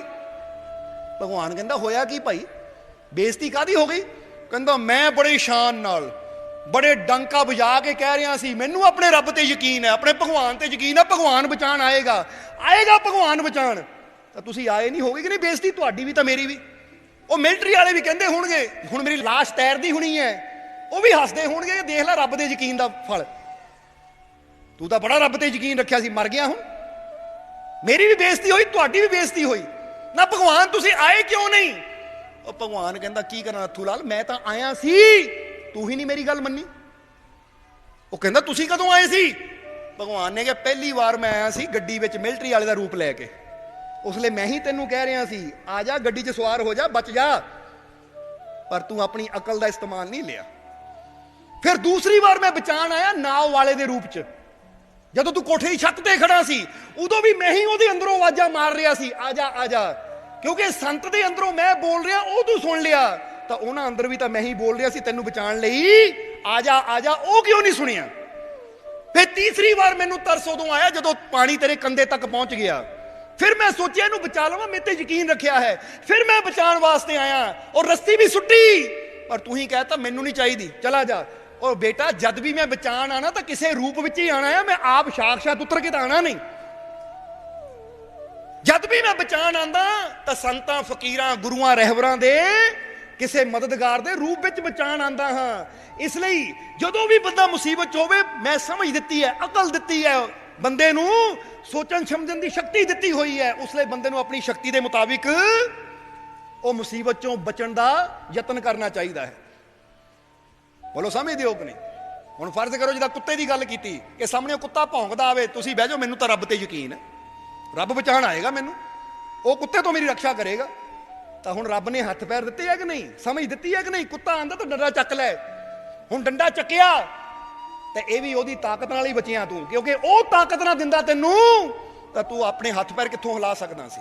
ਇੰਨੀ ਸਮਝ ਪ੍ਰਭੂ ਨੇ ਤੈਨੂੰ ਦਿੱਤੀ ਹੈ, ਅਕਲ ਦਿੱਤੀ ਹੈ, ਤਾਂ ਆਪਣੀ ਅਕਲ ਦਾ ਇਸਤੇਮਾਲ ਕਰ ਕਿ ਇਹ ਮੁਸੀਬਤ ਹੈ ਤਾਂ ਇਹਦਾ ਹੱਲ ਕੀ ਹੈ, ਕਿਉਂਕਿ ਪਰਮਾਤਮਾ ਵੀ ਮਦਦ ਕਰਦਾ ਹੈ, ਪਰ ਉਹ ਮਦਦ ਕਈ ਵਾਰ ਸੋਚ ਦੇ ਜ਼ਰੀਏ ਸਾਨੂੰ ਭੇਜਦਾ ਹੈ, ਕਈ ਵਾਰ ਸੰਤਾਂ ਦੇ ਜ਼ਰੀਏ ਐਸਾ ਗਿਆਨ ਸਾਡੇ ਤੱਕ ਪਰਮਾਤਮਾ ਪਹੁੰਚਾਉਂਦਾ ਹੈ ਕਿ ਅਸੀਂ ਉਹਨੂੰ ਸਮਝ ਕੇ ਹਰ ਮੁਸੀਬਤ ਦਾ ਹੱਲ ਅਸੀਂ ਕਰ ਲੈਂਦੇ ਹਾਂ, ਹਰ ਮੁਸ਼ਕਿਲ 'ਚੋਂ ਅਸੀਂ ਨਿਕਲ ਆਉਂਦੇ ਹਾਂ, ਅਗਰ ਇਨਸਾਨ ਆਪਣੇ ਮਾਲਿਕ ਤੇ ਯਕੀਨ ਰੱਖੇ। ਇਸ ਲਈ ਗੱਲ ਯਕੀਨ ਦੀ ਹੈ। ਹੁਣ ਦੇਖੋ ਫਕੀਰਾਂ ਦੀ ਬੇਟੀ ਦਾ ਯਕੀਨ कि एक सुक्की रोटी देख ली कि मैं कल वास्ते रखी है, तो कहती तेरा तो यकीन ही अधूरा है, ये कित्थे मेरे बाप ने ब्याह कर दिता। मैनू तो पति ऐसा चाहिए सी जिहदा यकीन रब ते पूरा होवे। ओ तू तो कल दी फिक्र एक रोटी करके कल दी फिक्र च पिया होया है, ਇਹਦਾ मतलब तेरा यकीन बड़ा छोटा है। कहते उस आदमी ने अपनी पत्नी के कदमां ते सिर रखिया, ਉਹਦੇ कदम चुमे, कहते उन्हें ये गल कही अज तो तू मेरी गुरु है, क्योंकि तू मैनू सही रास्ता दिखा दिता, तू मैनू सही दिशा दे दी कि यकीन होवे तो कैसा। क्योंकि जो सानू ज्ञान दे देवे, जो सानू सही शिक्षा दे देवे, उही तो गुरु हुंदा है, ज्ञान देने वाला। इसलिए हम थोड़ा सवालों वाल भी आ जाइए, क्योंकि पति पत्नी की गल आ गई है तो सवाल याद आ गया सानू कि जीव ने पूछा मालिक जी औरत दा जे कोई गुरु मुरशद है कि जिंदगी में गुरु ही सब कुछ हुंदा है या औरत के पति की भी कोई अहमियत हुंदी है। जरा हम समझना सारे जी कि औरत के पति की भी कोई अहमियत हुंदी है, और इत्थे भी कह सकते हैं कि पत्नी की भी कोई अहमियत हुंदी है, क्योंकि कल्ली पति की अहमियत ना जानो, पत्नी की भी जानो। जरा समझना सारे जी। सब तो पहला तो जीवन नू समझ लीए कि परमात्मा ने सानू ये जीवन दिता है, तो जीवन का मतलब ये नहीं कि मैं, बंदा कहना मैं नहीं, ये जीवन सिर्फ मैं नाल नहीं बनता, मैं नाल नहीं चलता, ये जीवन है सब दे मेल नाल। ये गल याद रखना। ऐसी जिन्ने भी इत्थे बैठे हैं ना, और इत्थे जिन्ने इंसान बैठे हैं, पशु पंछी बैठे हैं, पेड़ पौधे है, धरती है, आकाश है, जल है, वायु है, अग्नि है, यानी सूरज चंद सितारे जो भी है, ये हर चीज दे मेल का नाम ही जीवन है। नहीं तो जरा सोचो कि एक भी चीज नू अगर हटा दिता जाए तो जीवन भी हट जाता है। हुण तुसीं कहो जी मैं जिंदगी मेरी है, मैं या जीवन, ऐसी कहते पेड़ां नू हटा दिओ तो तुहाडा जीवन कित्थे रहेगा, धरती नू हटा दिओ तुहाडा जीवन कित्थे रहेगा, ये सूरज नू बुझा दिओ तुहाडा जीवन कित्थे रहेगा, हवावां नू बंद कर दिओ तुहाडा जीवन कित्थे रहेगा। जीवन सिर्फ तुहाडे नाल ही नहीं है, बल्कि जीवन का मतलब है ये जो भी संसार है, जो भी पूरा ब्रह्मांड है, जो भी इसके अंदर है, औरत मर्द बूढ़ा बच्चा पशु पंछी पेड़ पौधे, ये सारिया दे मेल का नाम ही जिंदगी है, जीवन है। और ये जीवन आनंदमय उदों हो सकता है जदों सारिया दे मेल का ना जीवन है, तो जीवन आनंदमय उदों हो सकता जदों सारिਆਂ ਨਾਲ मिल के रवांगे, सारिਆਂ ਦੇ प्रति अपने दिल च प्रेम की भावना रखांगे, फिर ही ये जीवन आनंदमय हो सकता है। हुण इत्थे सवाल किया है कि जे पत्नी का गुरु मुरशद होवे तो कि उहदे पति की कोई अहमियत नहीं हुंदी। तो याद रखो हरेक चीज़ की एक अपनी अहमियत है। परमात्मा ने सानू शरीर दिता है, तो शरीर दे विच की बंदा कहे कि अखां की अहमियत है, पैरों की है नहीं, पैर ला के रख दिओ, तो पैरों की अहमियत है या नहीं। पैरों की अहमियत अपनी जगह है, हत्थां की अहमियत अपनी जगह है, कन्नां की अपनी जगह है, अखां की अपनी जगह है, श्वासां की अपनी जगह है, नक मूँह हर एक पार्ट की अहमियत बॉडी च अपनी जगह है। असीं किसी नूं किसी नाल कंपेयर नहीं कर सकते, समझदे हो कि नहीं, क्योंकि हरेक पार्ट की अपनी अहमियत है। जिद्दां कह लो कि माँ की जगह अपनी है तो पिता की जगह अपनी है, भैणों की अपनी, भरावां की अपनी, पति की अपनी, पत्नी की अपनी, ये हर चीज़ की एक अपनी अहमियत है। और अगर ऐसी कहते हैं अखां नहीं है, बॉडी के बाकी पार्ट है, या हाथ नहीं है, बॉडी के बाकी पार्ट है, तो असीं कहते जीवन अधूरा। जे एक भी पार्ट साडे जीवन च ना होवे तो वो चीज़ नूं अधूरा मन्निया जाता है। इसलिए पति पत्नी ये भी समझ लो कि इंसान के जीवन नूं पूरा करते हैं, इंसान के जीवन नूं पूरा करते हैं। इसलिए तो इन्हों ये जीवन की गड्डी के दो टायर भी किया गया है। तुसीं सुनिया भी होएगा कि पति पत्नी का दो टायरों की तरह होंगे है, पर ये टायर सही होण तो फिर ही गल बनती है। जे एक टायर कार का होवे तो दूजा ट्रैक्टर का होवे तो फिर भी गल नहीं बनती, फिर तो गड्डी ऐ चलनी है। बोलो हो जाता कि नहीं। हुण इहदा मतलब की है कि दोनों की अंडरस्टैंडिंग सही होनी चाहिए है, दोनों की समझ सही होनी चाहिए है। क्योंकि पति पत्नी का मतलब सिर्फ इन्ना ही नहीं है कि दो शरीरों को कोल खड़े कर दिता तो पति पत्नी हो गए। पति पत्नी का मतलब है कि जेड़े एक दूजे की फीलिंग समझण, एक दूजे की भावना समझण, एक दूजे की खुशी का ख्याल रखन। क्योंकि ज़्यादातर एक क्वेश्चन करांगे तुहानू जवाब देना सोच समझ गए तुसीं, क्योंकि असीं तो जवाब दिंदे ही हां, तुसीं भी जवाब दे दिए कि जद भी इंसान किते शादी करता है, जद भी इंसान किते शादी करता है तो उहदियां कुछ भावनावां हुंदियां है। भावनावां हुंदियां या नहीं। ਜੇ ਪਤਨੀ ਕਰਦੀ ਹੈ, ਇੱਕ ਲੜਕੀ ਕਰਦੀ ਹੈ, ਤਾਂ ਉਹਦੀ ਭਾਵਨਾ ਹੁੰਦੀ ਲੜਕਾ ਮੈਨੂੰ ਸੁੱਖ ਦੇਵੇ, ਮੇਰੀ ਹਰ ਇੱਛਾ ਨੂੰ, ਮੇਰੀ ਹਰ ਤਮੰਨਾ ਨੂੰ ਪੂਰਾ ਕਰੇ। ਤਾਂ ਇੱਕ ਲੜਕਾ ਸ਼ਾਦੀ ਕਰਦਾ ਤਾਂ ਉਹਦੀ ਭਾਵਨਾ ਹੁੰਦੀ ਪਤਨੀ ਮੈਨੂੰ ਸੁੱਖ ਦੇਵੇ, ਇਹ ਮੇਰੀ ਹਰ ਇੱਛਾ ਨੂੰ ਪੂਰਾ ਕਰੇ। ਬੋਲੋ ਸਮਝਦੇ ਹੋ ਕਿ ਨਹੀਂ? ਯਾਨੀ ਦੋਨੇ ਅਗਰ ਜੁੜਦੇ ਆ ਇੱਕ ਦੂਜੇ ਨਾਲ ਤਾਂ ਇਦਾਂ ਜੁੜਦੇ ਆ ਕਿ ਦੋਨੇ ਮੰਗਾਂ ਲੈ ਕੇ ਜੁੜਦੇ ਆ, ਕੁਝ ਡਿਮਾਂਡਾਂ ਲੈ ਕੇ ਜੁੜਦੇ ਆ। ਉਹ ਕਹਿੰਦਾ ਉਹ ਮੇਰੀਆਂ ਇੱਛਾਵਾਂ ਪੂਰੀਆਂ ਕਰੇ, ਉਹ ਕਹਿੰਦੀ ਉਹ ਮੇਰੀਆਂ ਇੱਛਾਵਾਂ ਪੂਰੀਆਂ ਕਰੇ। ਉਹ ਕਹਿੰਦਾ ਉਹ ਮੈਂ ਜੋ ਮੰਗਾ ਮੈਨੂੰ ਦੇਵੇ, ਉਹ ਕਹਿੰਦਾ ਉਹ ਮੇਰੇ ਕੰਟਰੋਲ 'ਚ ਹੋਵੇ। ਯਾਨੀ ਦੋਨੇ ਹੀ ਆਪਣੀਆਂ ਆਪਣੀਆਂ ਇੱਛਾਵਾਂ ਨੂੰ ਇੱਕ ਦੂਜੇ ਤੇ ਥੋਪਣ ਦੀ ਕੋਸ਼ਿਸ਼ ਕਰਦੇ। ਔਰ ਜਦੋਂ ਇੱਛਾਵਾਂ ਥੋਪੀਆਂ ਜਾਂਦੀਆਂ ਹੈ ਤਾਂ ਉਸ ਲਈ ਜੀਵਨ 'ਚ ਡਿਸਟਰਬੈਂਸ, ਯਾਨੀ ਉਸ ਵੇਲੇ ਝਗੜੇ ਸ਼ੁਰੂ ਹੋ ਜਾਂਦੇ ਹੈ। ਇਸ ਲਈ ਪਤੀ ਪਤਨੀ ਦਾ ਜਾਂ ਕੋਈ ਵੀ ਰਿਸ਼ਤਾ ਹੈ, ਉਹ ਰਿਸ਼ਤੇ ਵਿੱਚ ਸਿਰਫ ਆਪਣੀਆਂ ਇੱਛਾਵਾਂ ਨਹੀਂ ਦੇਖੀਆਂ ਜਾਂਦੀਆਂ ਕਿ ਮੇਰੀ ਇੱਛਾ ਕੀ ਹੈ, ਉੱਥੇ ਦੂਜੇ ਦੀ ਖੁਸ਼ੀ ਨੂੰ ਵੀ ਦੇਖਿਆ ਜਾਂਦਾ ਹੈ ਕਿ ਦੂਜੇ ਦੀ ਖੁਸ਼ੀ ਕੀ ਹੈ। ਹੁਣ ਇੱਥੇ ਇੱਕ ਚੀਜ਼ ਨੂੰ ਅਸੀਂ ਖਾਸ ਤੌਰ ਤੇ ਕਹਿਣਾ ਚਾਹਾਂਗੇ ਕਿ ਜ਼ਿੰਦਗੀ 'ਚ ਆਨੰਦ ਉਦੋਂ ਆਉਂਦਾ ਹੈ, ਜ਼ਿੰਦਗੀ 'ਚ ਖੁਸ਼ੀ ਉਦੋਂ ਆਉਂਦੀ ਹੈ ਜਦੋਂ ਅਸੀਂ ਦੋਨੇ ਇੱਕ ਦੂਜੇ ਦੀ ਭਾਵਨਾ ਨੂੰ ਸਮਝਦੇ ਹੋਏ ਚਲਾਂਗੇ।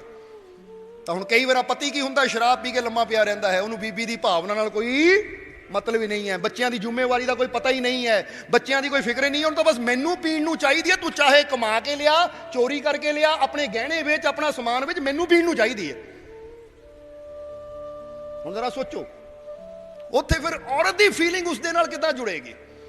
ਤਾਂ ਜੇ ਇੱਕ ਔਰਤ ਕਵੇ ਪਤੀ ਨੂੰ ਕਿ ਮੈਨੂੰ ਗਹਿਣੇ ਚਾਹੀਦੇ ਆ, ਮੈਨੂੰ ਹਾਰ ਸ਼ਿੰਗਾਰ ਚਾਹੀਦਾ, ਤੂੰ ਡਾਕਾ ਡਾਲ, ਤੂੰ ਚੋਰੀ ਕਰ, ਤੂੰ ਕਿਸੇ ਦਾ ਘਰ ਲੁੱਟ, ਤੂੰ ਹੇਰਾਫੇਰੀ ਕਰ, ਕਿਸੇ ਜੇਬ ਕੱਟ, ਤੂੰ ਕੁਛ ਵੀ ਕਰ, ਮੈਨੂੰ ਮੇਰੀ ਇੱਛਾਵਾਂ ਪੂਰੀਆਂ ਚਾਹੀਦੀਆਂ, ਤਾਂ ਫਿਰ ਆਪ ਸੋਚੋ ਉੱਥੇ ਕਿੱਦਾਂ ਪ੍ਰੇਮ ਦੀ ਤਾਰ ਜੁੜੇਗੀ?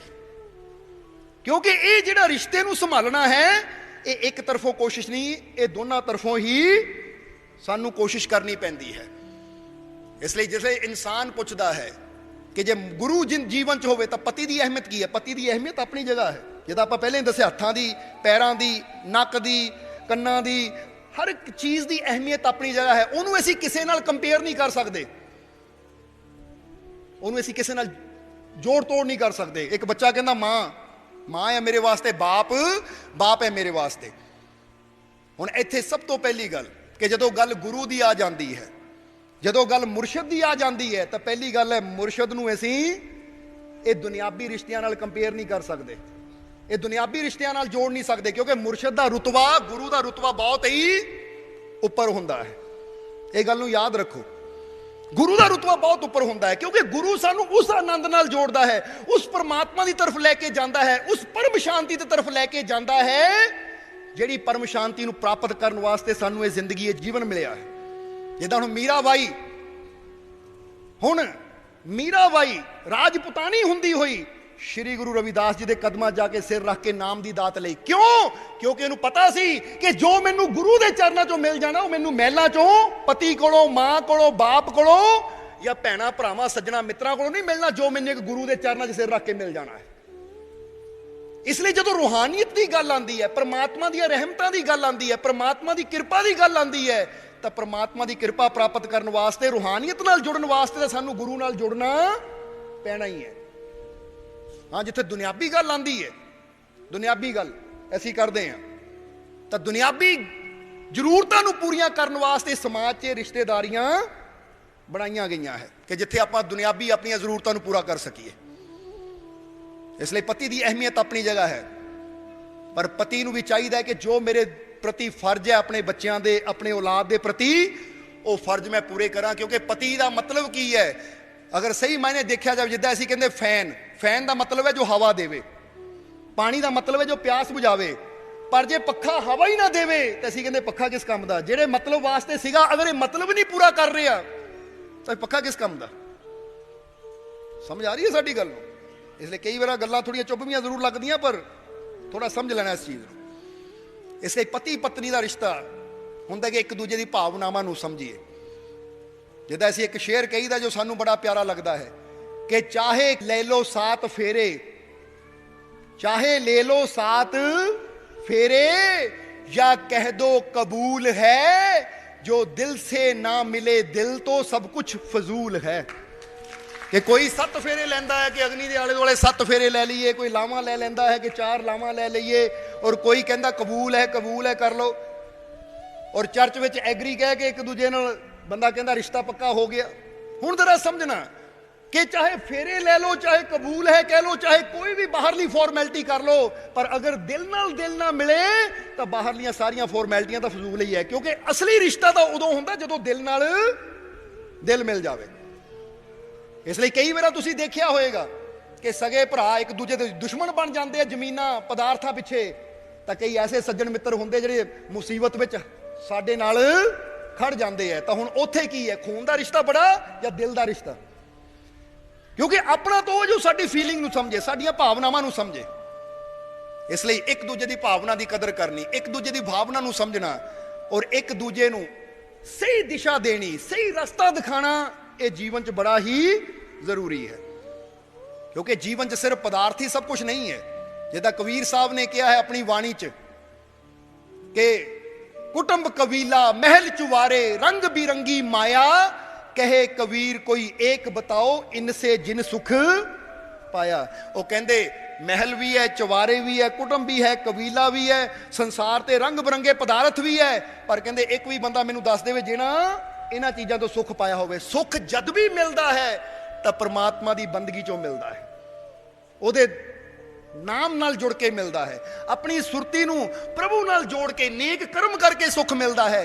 इसलिए पति या पत्नी ऐसी कहते उही सफल है जिहड़े आप भी अच्छे कर्म करते हैं, सिमरन नाल, सेवा नाल, सत्संग नाल जुड़ते हैं या नेक कर्म नाल जुड़ते हैं, तो दूजियां नूं भी नेक कर्मां की तरफ लैके जाते हैं, उन्हां दा जीवन सफल मन्निया जाएगा। तो जे सिर्फ यही होवे कि पत्नी अपनी इच्छावां पूरीਆਂ ਕਰਨ ਦੀ ਖਾਤਰ पति ਨੂੰ पाप ਵੱਲ ਲੈ ਜਾਵੇ, ਤਾਂ पति अपनी इच्छावां पूरीਆਂ ਕਰਨ ਦੀ ਖਾਤਰ पत्नी ਨੂੰ पाप ਵੱਲ ਲੈ ਜਾਵੇ, ਤਾਂ फिर आप सोचो कि वह रिश्ता किन्ने दिन तक चलेगा या उत्थे रिश्ते च है की फिर।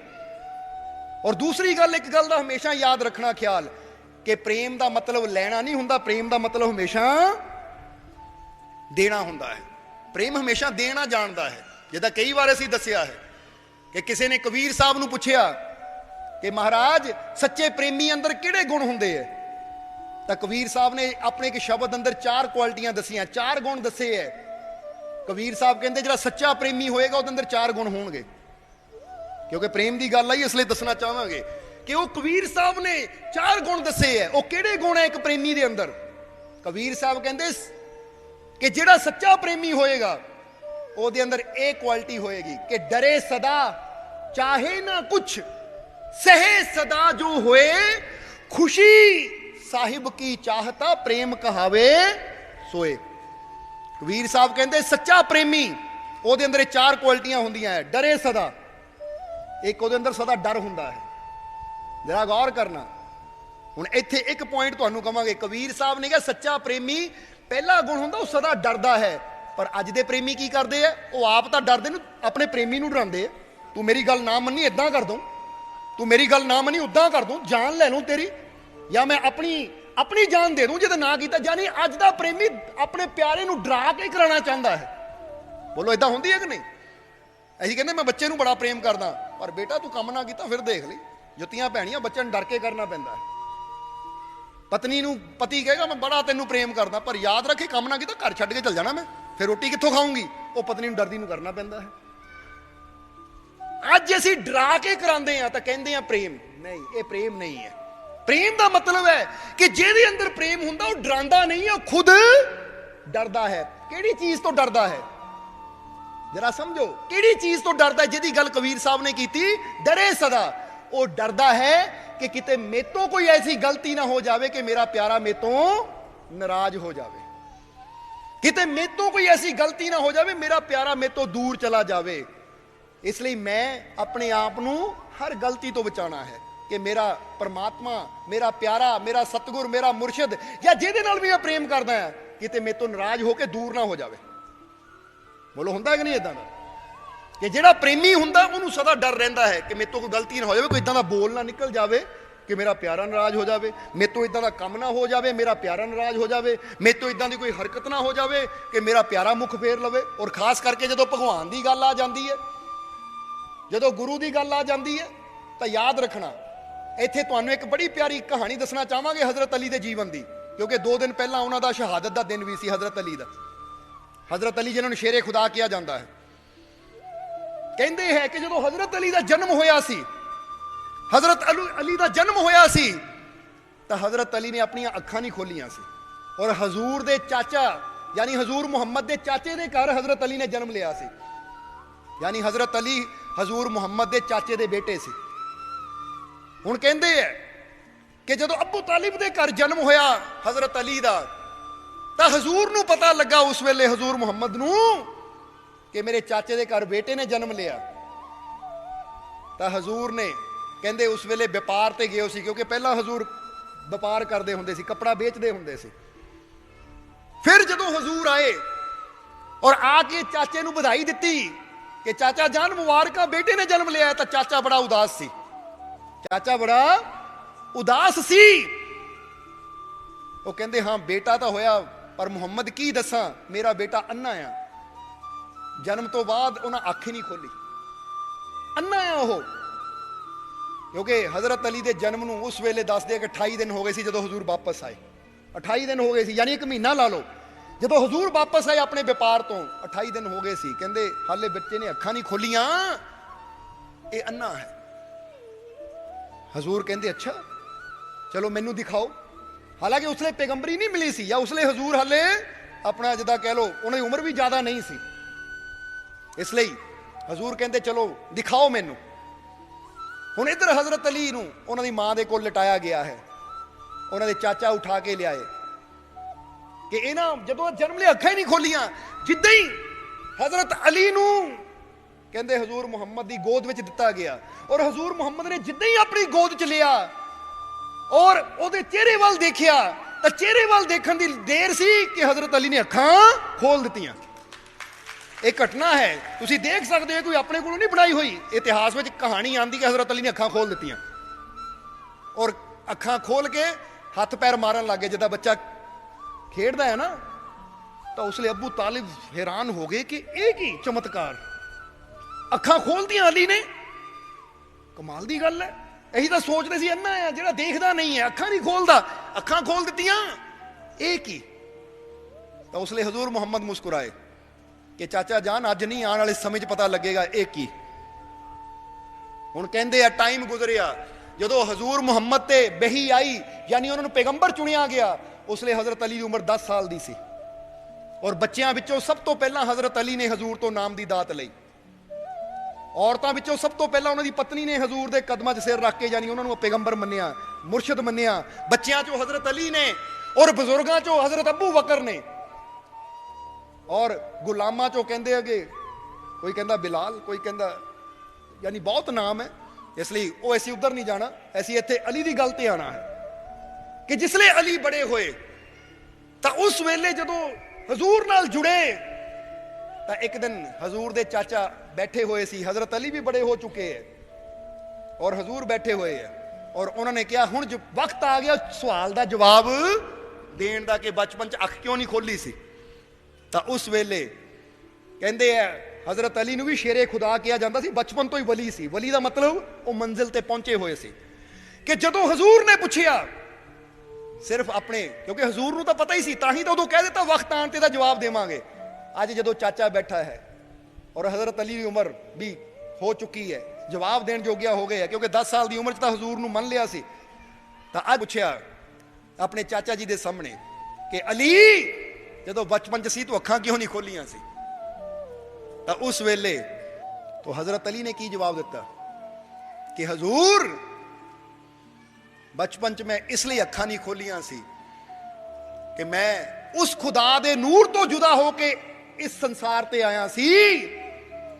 तो मैं चाहता सी कि जे खुदा दा नूर देख के आया हाँ तो इत्थे आके भी सब तो पहला खुदा दा नूर ही देखा। खुदा दा नूर यानी तुसी तुहाडा दर्शन करा, किते ए ना होवे कि मेरी अख खुले मैं पहला संसार देख लवां तो संसार दी मुहब्बत मैनू तुहाडे तो दूर कर देवे। ये डर हुंदा है एक प्रेमी नू। हालांकि देखो बचपन है, कईयां नू लगेगा लै इहदा बचपन च किदां, ये किदां हो गया, ये किदां नहीं। हुण जरा ध्यान देने वाली गल है, ये गल तां सारी समझण दी है, प्रेम दी है, विश्वास दी है। इसलिए मनण वाले कहंदे ने कि श्री कृष्ण ने बचपन च ही अपने मूँह दे विच मां नू पूरा ब्रह्मंड दिखा दिता सी। ਜਾਂ ਹੋਰ ਗੁਰੂਆਂ ਪੀਰਾਂ ਫਕੀਰਾਂ ਦੇ ਨਾਲ ਬੜੀਆਂ ਸਾਖੀਆਂ ਜੁੜੀਆਂ ਹੋਈਆਂ। ਅਗਰ ਉੱਧਰ ਚਲਾਂਗੇ ਤਾਂ ਟਾਈਮ ਹੋਰ ਜ਼ਿਆਦਾ ਲੱਗ ਜਾਏਗਾ।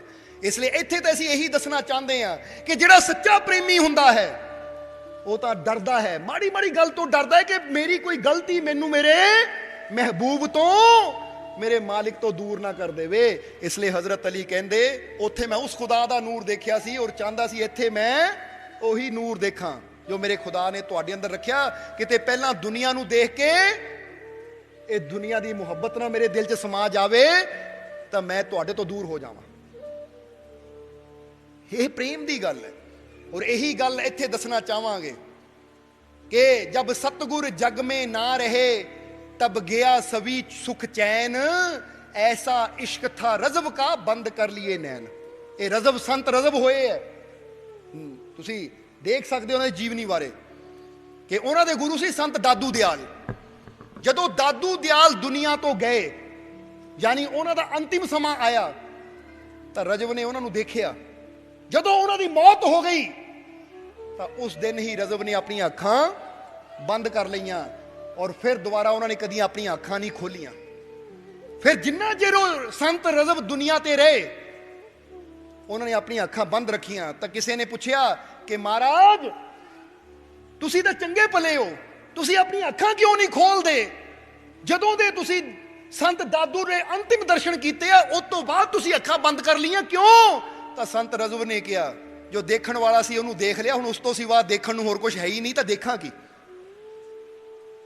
ਕਹਿੰਦੇ ਜੋ ਦੇਖਣ ਵਾਲਾ ਸੀ ਸਤਿਗੁਰ ਦਾ ਮੁਖੜਾ ਉਹ ਦੇਖ ਲਿਆ, ਉਹ ਮੇਰੀਆਂ ਨਜ਼ਰਾਂ 'ਚ ਵਸ ਗਿਆ, ਹਿਰਦੇ 'ਚ ਵਸ ਗਿਆ, ਹੁਣ ਉਸ ਤੋਂ ਸਿਵਾ ਮੈਂ ਕੀ ਦੇਖਣਾ ਹੈ? ਕਿਉਂਕਿ ਉਸ ਤੋਂ ਸੋਹਣਾ ਤਾਂ ਹੋਰ ਕੋਈ ਹੈ ਹੀ ਨਹੀਂ। ਜਦੋਂ ਸਭ ਤੋਂ ਉੱਤਮ ਨੂੰ ਦੇਖ ਲਿਆ ਤਾਂ ਹੁਣ ਹੋਰ ਕੀ ਦੇਖਣਾ? ਕਹਿੰਦੇ ਰਜਬ ਨੇ ਅੱਖਾਂ ਬੰਦ ਕਰ ਲਈਆਂ। ਹੁਣ ਇਹ ਰਜਬ ਦਾ ਇਸ਼ਕ ਸੀ, ਇਹ ਸੰਤ ਰਜਬ ਦਾ ਪਿਆਰ ਸੀ। ਕਈ ਕਹਿ ਸਕਦੇ ਲੈ ਇਹ ਕੀ ਮੂਰਖਤਾ, ਬਾਅਦ ਚੋਂ ਦੁਨੀਆ ਨਹੀਂ ਦੇਖੀ। ਭਾਈ ਆਪਣੇ ਆਪਣੇ ਇਸ਼ਕ ਦੀ ਗੱਲ ਹੈ, ਆਪਣੀ ਆਪਣੀ ਭਾਵਨਾ ਦੀ ਗੱਲ ਹੈ, ਆਪਣੀ ਆਪਣੀ ਮੁਹੱਬਤ ਦੀ ਗੱਲ ਹੈ। ਕਿਉਂਕਿ ਇੱਕ ਪ੍ਰੇਮੀ ਨੂੰ ਆਪਣੇ ਮੁਰਸ਼ਦ ਤੋਂ ਸਿਵਾ ਜਾਂ ਆਪਣੇ ਪਿਆਰੇ ਤੋਂ ਸਿਵਾ ਹੋਰ ਕੋਈ ਚਿਹਰਾ ਨਹੀਂ ਚੰਗਾ ਲੱਗਦਾ ਤਾਂ ਉਹਦਾ ਪ੍ਰੇਮ ਹੈ। ਉੱਥੇ ਸਾਡਾ ਕੋਈ ਜ਼ੋਰ ਥੋੜੀ ਹੈ ਕਿ ਤੂੰ ਦੇਖ ਦੁਨੀਆ ਸੰਸਾਰ ਦੇਖ। ਇਹ ਤਾਂ ਗੱਲ ਪ੍ਰੇਮ ਦੀ ਹੈ। ਇਹ ਤਾਂ ਸਿਰਫ ਕੁਝ ਮਿਸਾਲਾਂ ਦੇਣੀਆਂ ਚਾਹੁੰਦੇ ਆ ਤੁਹਾਨੂੰ ਉਹਨਾਂ ਆਸ਼ਕਾਂ ਦੀਆਂ ਕਿ ਜਿਨ੍ਹਾਂ ਅੰਦਰ ਸੱਚਾ ਇਸ਼ਕ ਸੀ, ਕਿ ਦੇਖੋ ਉਹਨਾਂ ਅੰਦਰ ਕਿੰਨਾ ਡਰ ਸੀ। ਡਰੇ ਸਦਾ ਕਿ ਮੇਰੇ ਤੋਂ ਕੋਈ ਐਸੀ ਗਲਤੀ ਨਾ ਹੋ ਜਾਵੇ ਮੈਂ ਆਪਣੇ ਪਿਆਰੇ ਤੋਂ ਦੂਰ ਹੋ ਜਾਵਾਂ। ਇੱਕ ਪ੍ਰੇਮੀ ਨੂੰ ਇਹ ਡਰ ਰਹਿੰਦਾ ਹੈ।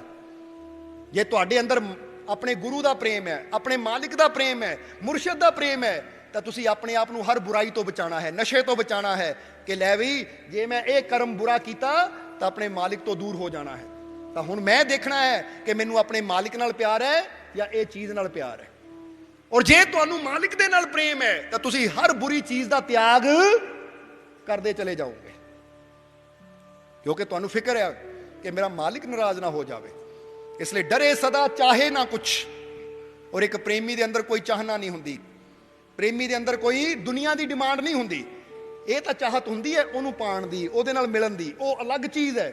ਹੁਣ ਇੱਕ ਬੰਦਾ ਕਹਿੰਦਾ ਮੇਰੇ ਅੰਦਰ ਬਸ ਕੋਈ ਚਾਹਤ ਹੈ ਮੈਨੂੰ ਮੇਰਾ ਮਾਲਿਕ ਮਿਲ ਜਾਵੇ, ਤੇ ਇੱਕ ਬੰਦਾ ਕਹਿੰਦਾ ਮੇਰੀ ਚਾਹਤ ਹੈ ਮਾਲਿਕ ਦੇ ਕੋਲੋਂ ਮੈਨੂੰ ਆਹ ਪਦਾਰਥ ਮਿਲੇ, ਮਾਲਿਕ ਦੇ ਕੋਲੋਂ ਮੈਨੂੰ ਆਹ ਦਾਤ ਮਿਲੇ, ਮਾਲਿਕ ਦੇ ਕੋਲੋਂ ਮੈਨੂੰ ਉਹ ਚੀਜ਼ ਮਿਲੇ। ਨਹੀਂ, ਉਹ ਚੀਜ਼ਾਂ ਨਹੀਂ ਮੰਗਦਾ, ਉਹ ਤਾਂ ਦਾਤੇ ਨੂੰ ਮੰਗਦਾ ਹੈ।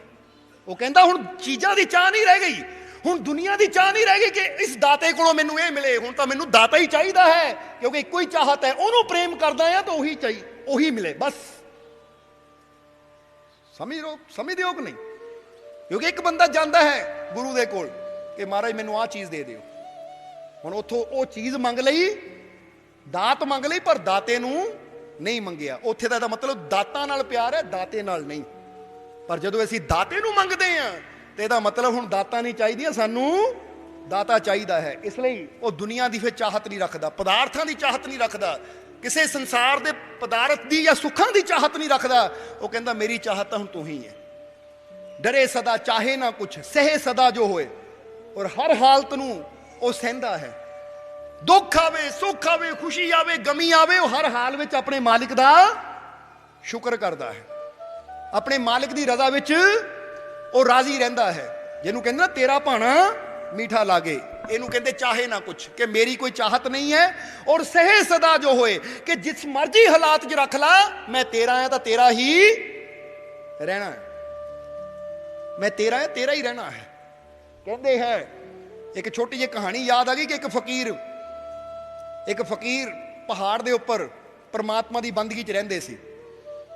तो उस जिस जगह फकीर बंदगी करते सी उत्थे एक पेड़ सी अनार का, जिन्हों रोज़ 3 अनार लगते सी। कहानी है सानू समझाने वास्ते कि रोज़ 3 अनार लगते सी, तो फकीर उस अनार नूं तोड़ के ही अपना गुजारा करते सी।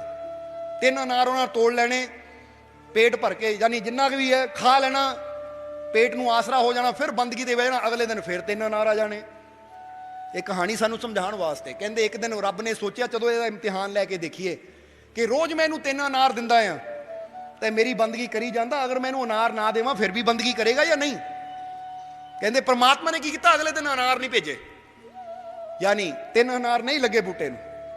तो फकीर कहते हैं नहीं लगे, चल शुक्र है रब दा, कोई गल नहीं, अज नहीं आए कल आ जाएंगे। अगला दिन आया, रब ने फिर अनार नहीं लाए बूटे नूं। हुण फकीर नूं परेशानी हुई कि एक दिन तो भुखे कट लिया, हुण दूजा भी कटना पैना, पर चलो कोई नहीं, शायद कल आ जाएंगे। तीसरा दिन आया तो फिर अनार नहीं आए। तो फकीर कहते काम खराब हो गया, हुण तो रब नूं मेरी फिक्र ही नहीं रही, मेरी चिंता नहीं रही। पहला रब मेरे नाल प्यार करता सी, हुण मेरे नाल प्यार ही नहीं करता, मैनूं भुल ही गया, अनार ही नहीं दिंदा। चल ठीक है, जे तू नहीं देना मैं भी छड्डिया तैनूं। कह के फकीर पहाड़ी तो थल्ले तुर पिया। हुण जरा सोचे प्यार कैसा सी, दातां मिली जांदियां सी तो प्यार सी। हुण 3 दिन रब ने नहीं दित्ती दात, रब मैनूं भुल गया, है नहीं प्यार, मैं भी छड्डिया उसनूं, तुर पिया थल्ले नूं तुर पिया। कहंदे तुरिया जा रहा है, जदों पहाड़ी तो थल्ले उतरिया तो की देखिया, सामने एक कुत्ता आ रहा है, क्योंकि सामने एक बस्ती है, वो बस्ती के सामने पहला घर है जिथों कुत्ता दौड़िया आ रहा, और फकीर नूं भौंकना शुरू हो गया।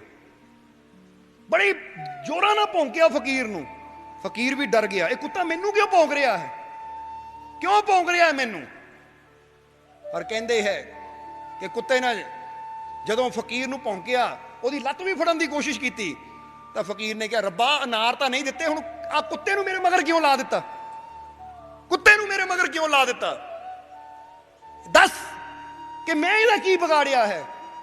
तो उसले आकाशवाणी हुई कि ऐ फकीर तू आप ही कुत्ते नूं पुछ ले। फकीर कहंदा जी मैनू कुत्ते की बाणी नहीं आती, बोली नहीं आती। वो कहंदा जा मैं तैनूं ताकत दित्ती, तू कुत्ते नाल गल कर सकदा है। आकाशवाणी हुई, जब फकीर नूं ताकत मिली तो फकीर ने कुत्ते नूं पुछया कुत्तिया मैनू क्यों भौंक रहा है।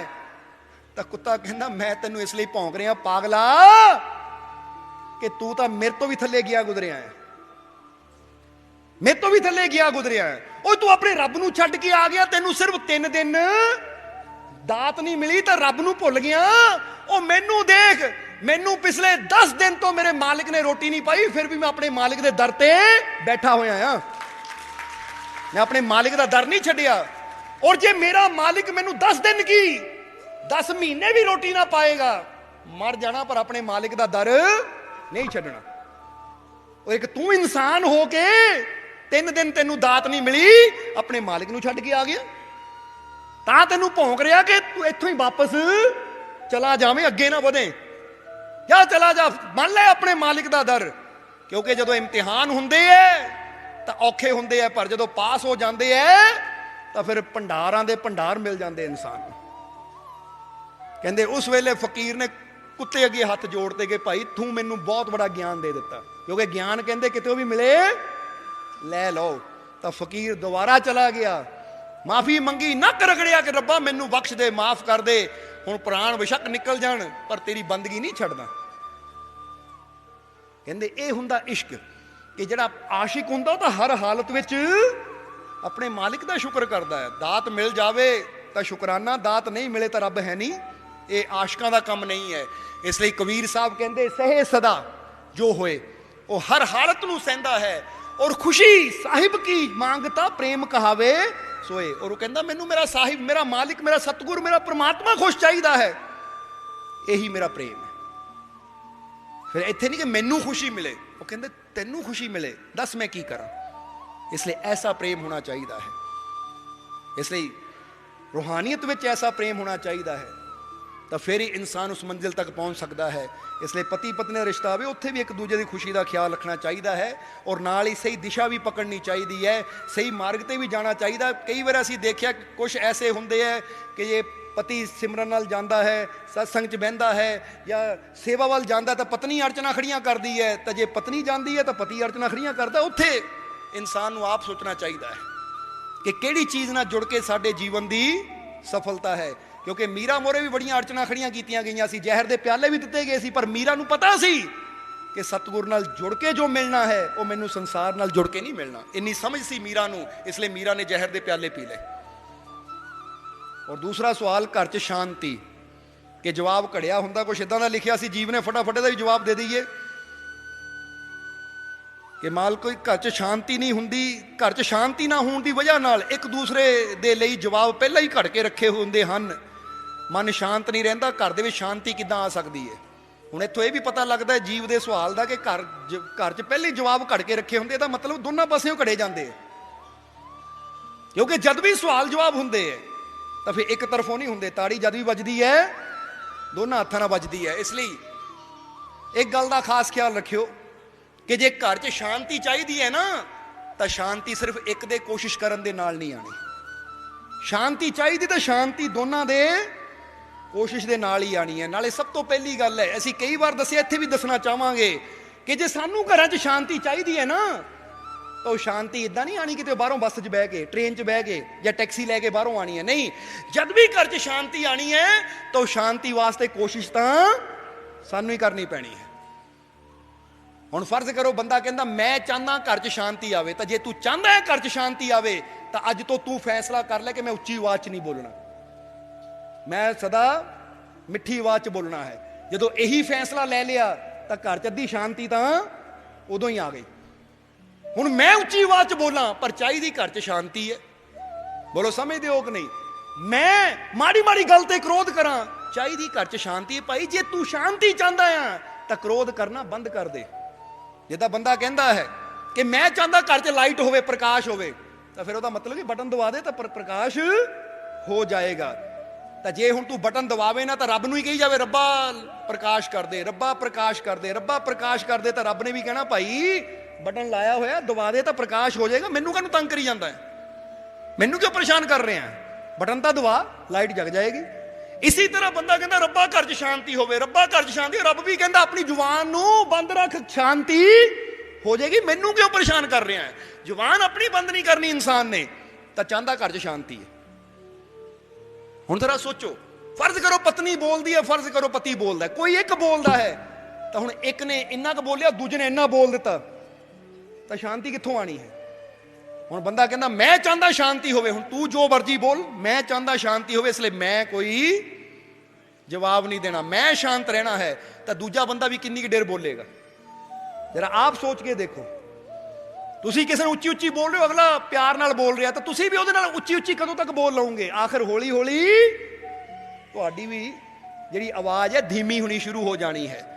ਤੁਹਾਡੀ ਆਵਾਜ਼ ਕਦੋਂ ਹਾਈ ਹੁੰਦੀ ਹੈ? ਜਦੋਂ ਅਗਲਾ ਵੀ ਹਾਈ ਵੋਲੀਅਮ 'ਚ ਬੋਲੇ, ਫਿਰ ਤੁਹਾਡੀ ਆਵਾਜ਼ ਵੀ ਹਾਈ ਵੋਲੀਅਮ 'ਚ ਹੋ ਜਾਂਦੀ ਹੈ। ਮੈਂ ਵੀ ਉੱਚਾ ਬੋਲਾਂ, ਤਾਂ ਜੇ ਅਗਲਾ ਠੰਡਾ ਬੋਲੇ ਤਾਂ ਤੁਸੀਂ ਕਦੀ ਉੱਚਾ ਬੋਲ ਹੀ ਨਹੀਂ ਸਕਦੇ, ਕਿੰਨਾ ਕੁ ਬੋਲੂਗੇ?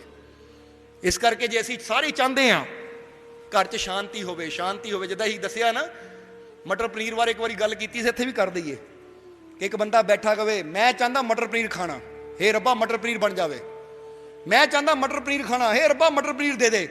ਤਾਂ ਇਦਾਂ ਨਹੀਂ ਰੱਬ ਨੇ ਥਾਲੀ 'ਚ ਪਾ ਕੇ ਸਜਾ ਕੇ ਭੇਜ ਦੇਣਾ ਕਿ ਲੈ ਖਾ ਲੈ।